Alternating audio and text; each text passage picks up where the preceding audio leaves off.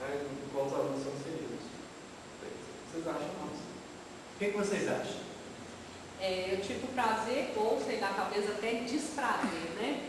Durante aquele seminário que a gente fez sobre modelagem matemática, que encaixa um pouco nessa ética matemática, né? Que é trazer mesmo o cotidiano para a sala de aula, eu fui pesquisar com duas professoras do ensino público, uma da rede estadual e outra da rede municipal, para saber o que elas passavam, para eu ter uma ideia do seminário. Infelizmente, nenhuma das duas sabia falar sobre a modelagem matemática. Aí eu fui explicar o que se tratava essa modelagem matemática.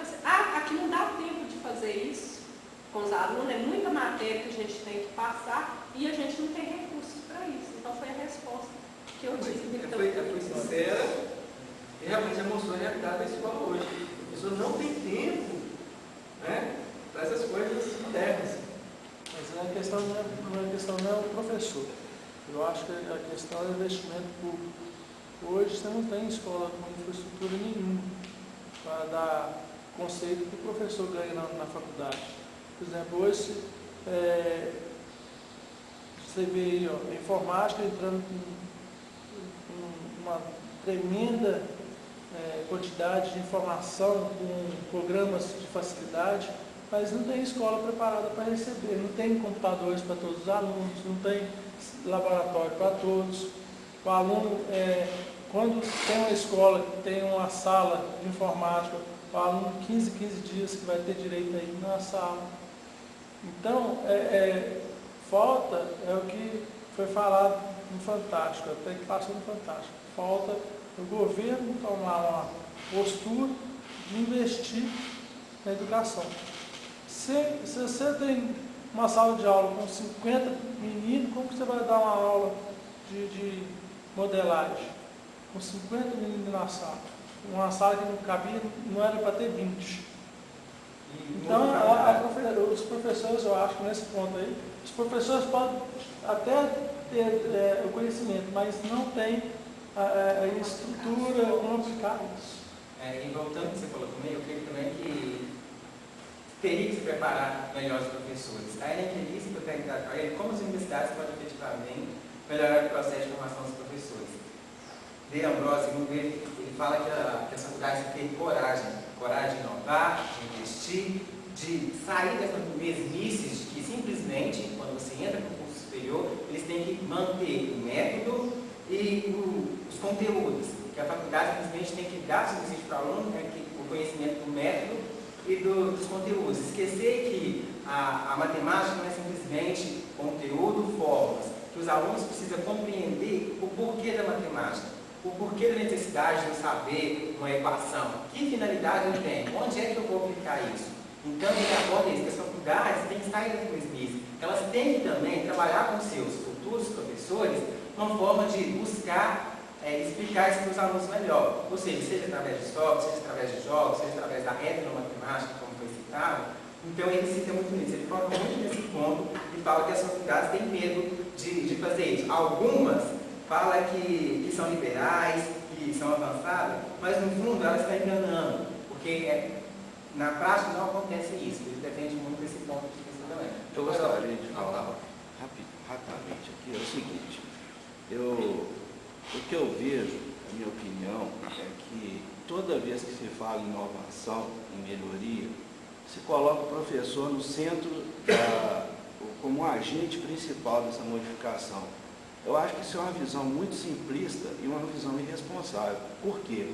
O professor, ele tem a matemática, por ser um universo totalmente interconectado, são matérias todas interconectadas, que uma é pré-requisito da outra. Então ela precisa de uma continuidade, ela precisa de toda uma história, de todas as etapas serem bem executadas.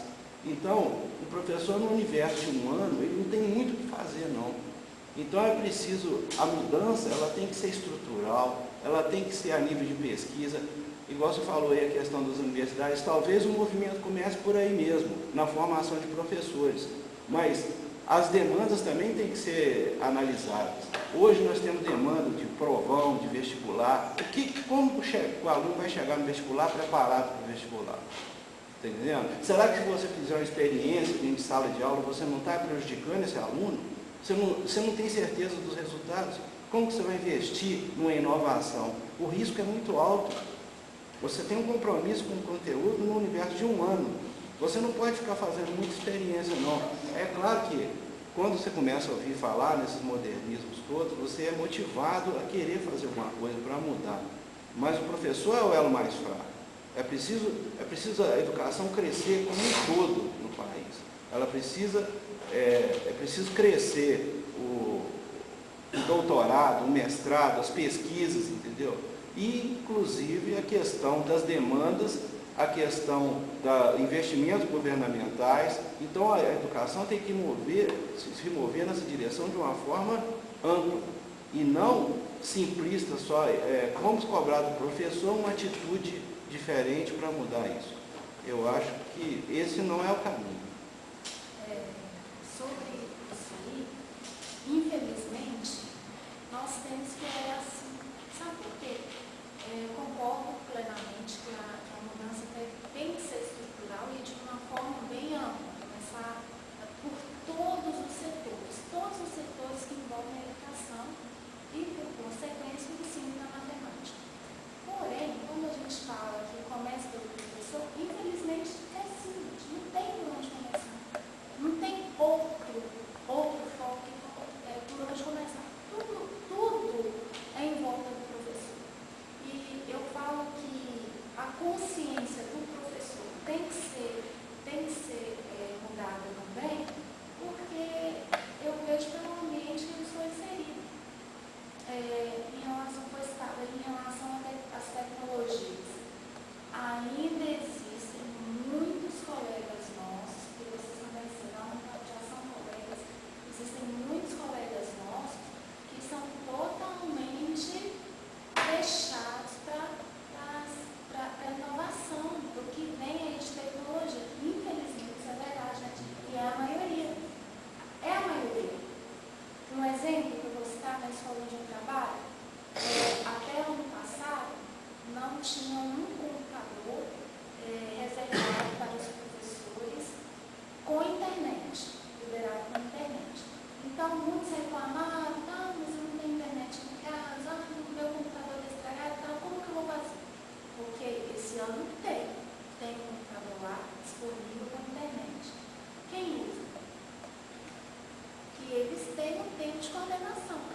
Eu pedi para que um exemplo, claro, só para ilustrar isso, eu pedi que fossem enviadas todas as notas por e-mail, para ficar mais fácil para a digitação, para a impressão. Quando se enviaram, eles têm todo acesso lá. Fora os que têm em casa, tem o computador lá disponível para isso. Não foi feito. Por quê? O que eles alegaram? Que era mais fácil, já estavam acostumados ao papel e preferiram a continuação. Isso aí vai em todos os aspectos, em relação a data show, para fazer alguma aula diferente. Mas eu não sei mexer, eu prefiro não usar. Entendeu? Então, infelizmente, quando a gente fala que a mudança começa pelo professor, começa realmente. Entendeu? É claro que tem que ter uma mudança no aspecto geral de todos os setores, mas tem que começar pelo professor. A gente pode perceber que Ambrósio, ele foi um matemático, né, um estudante, um pesquisador, que tinha suas inquietações referentes à sua realidade e que, de alguma forma, tentou contribuir para que essas inquietações, para que esses problemas fossem, pelo menos, estudados. E eu acho que ele contribuiu com isso. Aí a gente pode perceber, né, que, de certa forma, com os depoimentos dos nossos colegas, que existe um pouquinho de Ambrósio dentro de cada um de vocês, dentro de cada um de nós. Nós estamos inquietos, como você disse, com a atual situação de hoje. Né? Espero que nós possamos, em breve, no momento futuro, achar a resposta para essas nossas perguntas que hoje nós não temos esse modelo ainda. No mais, obrigado pela atenção de vocês.